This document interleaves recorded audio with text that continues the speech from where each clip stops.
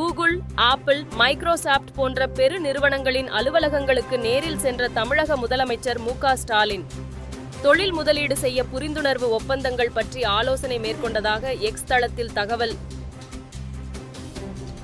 மாமன்னர் பூலித்தேவனின் 309வது பிறந்த நாளை முன்னிட்டு தென்காசி மாவட்டம் முழுவதும் இன்று முதல் 3 நாட்களுக்கு 144 தடை உத்தரவு.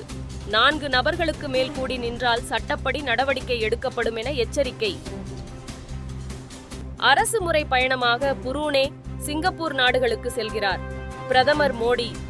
அந்நாட்டு அதிபர் மற்றும் பிரதமரை சந்தித்து பல்வேறு துறை சார்ந்த உறவுகளை மேம்படுத்துவது குறித்து பேச்சுவார்த்தை நடத்துகிறார். மத்திய அரசு சொல்வதை செய்தால்தான் நிதி வழங்க வேண்டும் என எந்த விதியும் இல்லை. கொள்ளை சார்ந்த விவாதத்தை வைத்துக்கொண்டு கல்வி நிதியில் கை வைக்க வேண்டாம் என பள்ளிக் கல்வித்துறை அமைச்சர் அன்பில் மகேஷ் பேட்டி.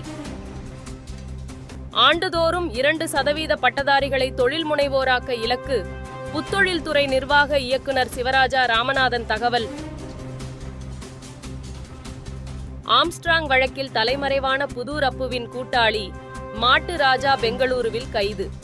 பட்டினப்பாக்கத்தில் மாமூல் வசூல் செய்து மிரட்டியதாக வந்த புகாரில் தனிப்படை போலீசார் நடவடிக்கை.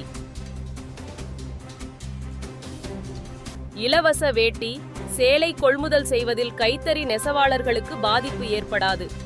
அனைத்து வேட்டி, சேலைகளையும் விசைத்தறி நெசவாளர்களிடம் வாங்குவதாக அறிவித்த அரசுக்கு ராமதாஸ் கண்டனம் தெரிவித்திருந்த நிலையில் அமைச்சர் காந்தி விளக்கம். தருமபுரி ஒகேனக்கல் காவிரி ஆற்றில் வினாடிக்கு 12,000 கன அடி தண்ணீர் வரத்து அதிகரிப்பு. ஐந்தருவி, சினி அருவி, மெயின் அருவி உள்ளிட்ட அருவிகளில் ஆர்ப்பரித்து கொட்டும் தண்ணீர்.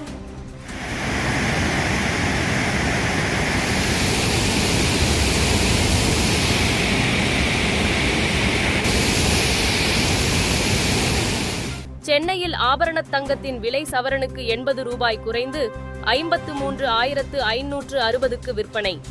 1 கிராம் தங்கம் 6,695க்கும் 1 கிராம் வெள்ளி 92 ரூபாய் 90 காசுக்கு விற்பனை.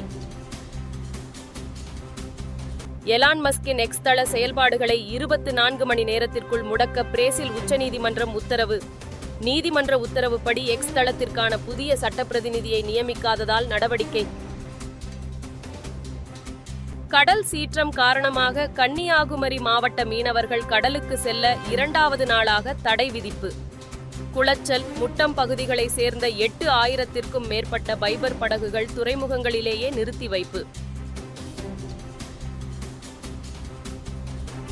உத்தரப்பிரதேச மாநிலம் அயோத்தியில் தேசிய நெடுஞ்சாலையின் நடுவே நாற்காலி போட்டு அமர்ந்த இளைஞர் மீது அதிவேகமாக மோதிச் சென்ற கனரக லாரியின் வீடியோ இணையத்தில் வைரல்.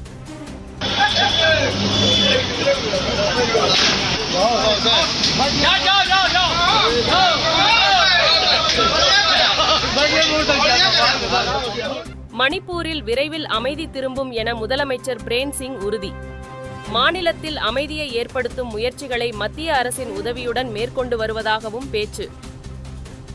பாகிஸ்தானுடன் தடையற்ற பேச்சுவார்த்தை மேற்கொள்வதற்கான காலம் முடிந்துவிட்டது.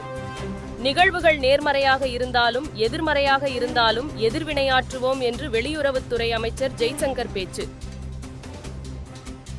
அஸ்னா புயல் குஜராத் மாநிலத்தை கடந்து சென்றதால் பெரியளவில் பாதிப்பு ஏற்படுத்தவில்லை. புயல் மேலும் வலுப்பெற வாய்ப்பு இல்லை எனவும் வானிலை ஆய்வு மையம் தகவல்.